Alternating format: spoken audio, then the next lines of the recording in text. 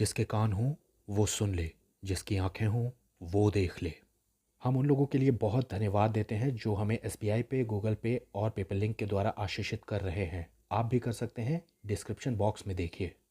यीशु ने एक लकवे मारे हुए रोगी को चंगा किया और वहां खड़ी हुई भीड़ बहुत ही अचरज से भर गई। ये कोई छोटा चमत्कार नहीं था बल्कि बड़ा चमत्कार था। लोगों ने देखा और परमेश्वर की महिमा की। कुछ लोगों ने तो ये भी कहा कि हमने ऐसा पहले कभी नहीं देखा। इस घटना में यीशु मसीह उस लकवे के मारे हुए को कहते हैं, पुत्र तेरे पाप क्षमा हुए। और हमेशा की तरह फरीसियों और सदूकियों को ये बात बिल्कुल भी अच्छी नहीं लगी। उन्हें तो ये लगने लगा कि अरे ये आदमी अपने आप को खुदा बन रहा है क्या? परमेश्वर को छोड़ करके कौन पाप माफ कर सकता है? इसने ऐसा कैसे बोल दिया? इन सब बातों के बीच में यीशु ने दो सवाल उठाए जिन्हें बहुत ध्यान से देखने की जरूरत है। आज हम इन्हें ही देखेंगे। इस बात से कोई इनकार नहीं कर सकता कि यीशु ने वहां पर एक बड़ा चमत्कार दिखाया था। एक लकवे का मारा हुआ चल कर दिखाता है, अपनी खाट उठाकर दिखाता है। ये कोई छोटी बात नहीं थी। और इस घटना के बीच में तारीफ उन चार दोस्तों की भी होनी चाहिए जिन्होंने अपने दोस्त को झोले के मारे हुए को ला करके यीशु के सामने रख दिया, चाहे किसी की छत खोलनी पड़ी।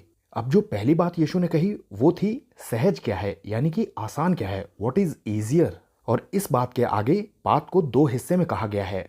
एक लकवे के मारे हुए से ये कहना कि तेरे पाप क्षमा हो गए हैं, या फिर ये बोलना कि अपनी खाट उठा और चल फिर। अब इन दोनों ही सवालों को एक बार आप अपने आप से पूछिए, इन दोनों बातों में से आसान कौन सी बात है? अब अगर इन दोनों बातों को देखा जाए तो इन दोनों बातों में से आसान तो यही है कि किसी आदमी से यह कह दिया जाए, जा तेरे पाप माफ हो गए। पाप माफ हो जाना ये तो आत्मिक दुनिया का एक पहलू है। ये किसी को पता थोड़ी चलता है या दिखाई थोड़ी पड़ता है कि पाप माफ हो गए हैं मेरे। तो आसान तो यही है कि हम किसी से भी कह दें कि तुम्हारे पाप माफ हो गए हैं। पता किसको चलेगा? ये बात किसी के देखने में तो आती नहीं है। और जो दूसरा ऑप्शन यीशु ने दिया है वो ज्यादा मुश्किल है, किसी से ये कहना कि अपनी खाट उठाओ और चल फिर के दिखाओ।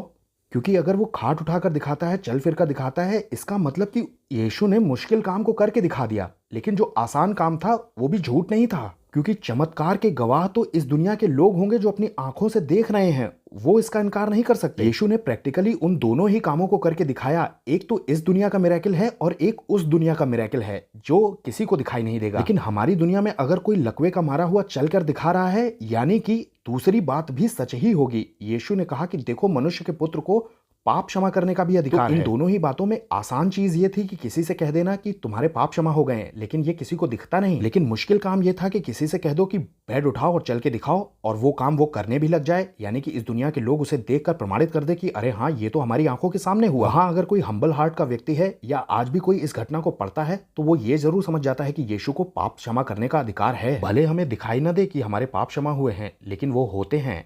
सबको जय मसीह की।